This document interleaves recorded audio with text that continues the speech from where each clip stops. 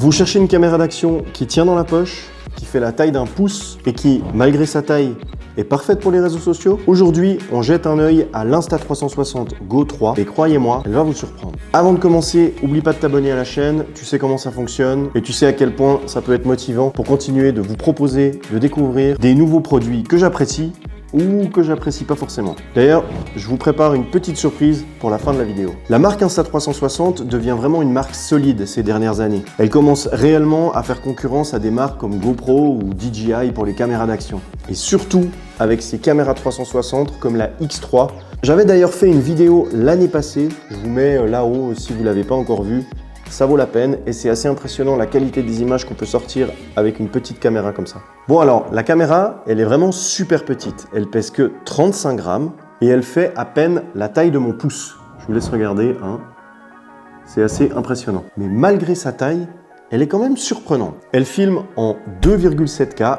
Et non, elle filme pas en 4K, mais c'est déjà pas mal pour la taille. Elle est vendue avec son Action Pod. C'est un module qui a son utilité. Elle permet déjà, si vous la clippez, de charger la petite caméra, d'avoir un retour si vous utilisez cet écran. Pour vlogger par exemple, c'est assez pratique. Et aussi, toujours grâce à son écran, de pouvoir paramétrer tous les réglages de la caméra, la qualité, la stabilisation, etc. Et vous pouvez aussi regarder vos rushs après avoir filmé pour voir ce que ça donne. La caméra se clip avec un aimant à l'intérieur et c'est tout. En plus, elle fonctionne aussi sans fil, c'est-à-dire que vous pouvez utiliser la caméra sans son Action Pod et si par exemple vous la posez quelque part, vous pouvez vous servir de l'Action Pod à distance pour avoir un retour vidéo à condition que vous soyez à moins de 5 mètres l'un de l'autre. Comme je vous disais tout à l'heure, à l'intérieur de la caméra, ils ont mis un aimant, ce qui permet de l'aimanter sur toutes les surfaces en métal, mais aussi, ça permet de l'utiliser avec la plupart des accessoires. Alors ça, c'est les accessoires qui sont vendus avec le pack de base. Vous avez par exemple le collier, la fixation pour mettre sur la casquette,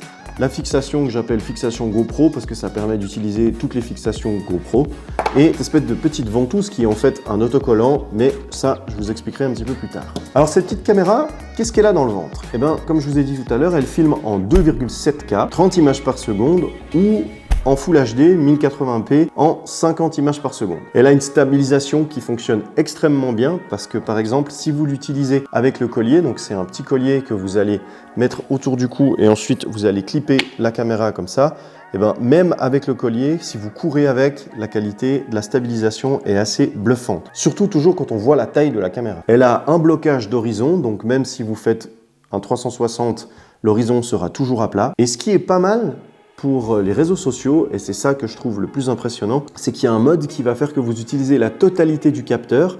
Vous allez filmer dans un format un petit peu carré et une fois que vous le passez dans l'application, vous pouvez sortir une image en verticale ou en horizontale.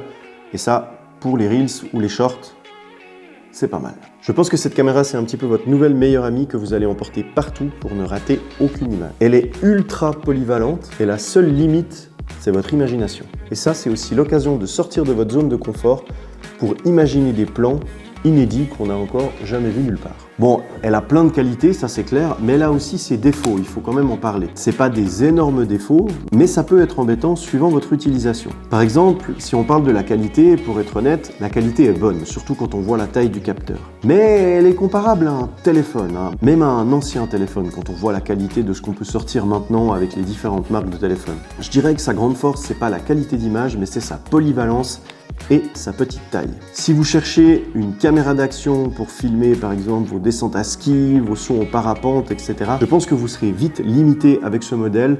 Vous devriez plutôt partir sur leur nouveau modèle de caméra d'action qui est faite vraiment pour ça, la Ace et la Ace Pro. Moi, je la recommande uniquement si vous cherchez une toute petite caméra pour vos réseaux sociaux, mais pas comme caméra d'action principale. Autre défaut, je trouve, c'est son autonomie. Oui, parce que petite taille ne veut pas forcément dire grande autonomie. La petite caméra a une autonomie d'environ 43 minutes. Par contre, si vous la refixez sur son pod, vous voyez que la lumière s'allume et ça veut dire qu'elle est en charge. Chaque fois que vous la remettez, le pod va recharger la petite caméra. Si vous l'utilisez avec son Action Pod, la caméra passera à 170 minutes d'autonomie. Par contre, vous ne pouvez pas changer la batterie. Donc soit vous l'utilisez avec un powerbank, soit vous irez la recharger à chaque fois que vous n'avez plus de batterie. Et ça peut être vite problématique. Et pour la mémoire, c'est pareil. Pas de carte SD dans ces modèles-là, c'est seulement une mémoire interne et vous avez différentes tailles de mémoire. Ça commence à 32, 64 et 128 Go. Donc à vous de voir quand vous l'achetez ce qu'il vous faut en fonction de votre budget. D'ailleurs,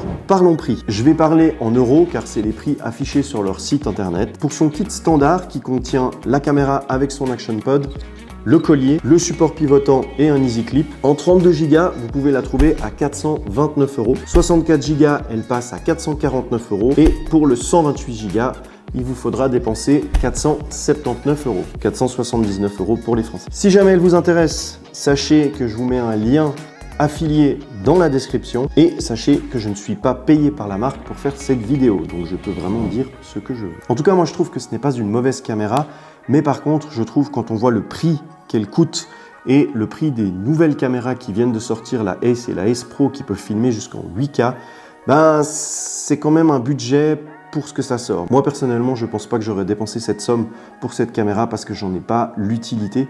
Mais si vous avez vraiment l'utilité de cette caméra, que vous faites énormément de contenu pour vos réseaux sociaux, sachez que c'est vraiment top. Vous pouvez aussi utiliser l'application qui fonctionne extrêmement bien comparé aux applications GoPro par exemple.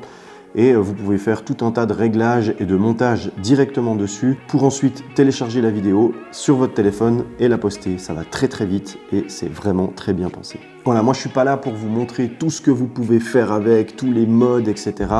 Sachez qu'il y a tous les modes principaux, le mode caméra, le mode hyperlapse. Vous pouvez prendre des photos avec, elle est étanche. La petite caméra aussi, vous pouvez la prendre directement comme ça dans l'eau ou la mettre avec son Action Pod et acheter le boîtier qui va dans l'eau pour aller encore plus profond. Son écran rotatif est vraiment bien pensé, surtout pour vlogger. D'ailleurs, c'est pas pour rien qu'ils l'ont inséré dans leur nouvelle caméra maintenant. Le tactile fonctionne extrêmement bien, beaucoup mieux que sur les GoPro, même sur les dernières. Je pense, comme je vous ai dit au début de vidéo, que Insta360 commence vraiment à sortir du lot et à être une très grosse concurrence. Et même si ça c'est une petite caméra, on se dit que les années suivantes, ils vont nous sortir vraiment du très lourd. Concernant la surprise que je vous ai promis en début de vidéo, dès le 1er décembre, je vous donne rendez-vous sur mon Instagram, mon YouTube ou mon TikTok. Je vous expliquerai tout ça dans un format short et je pense que vous ne serez pas déçus. Voilà, j'espère que cette petite courte vidéo de présentation sur ce produit vous a plu. Comme je vous ai dit, si elle vous intéresse, je vous ai mis un lien en description. Si vous avez des questions sur cette caméra, n'hésitez pas à me les poser en commentaire.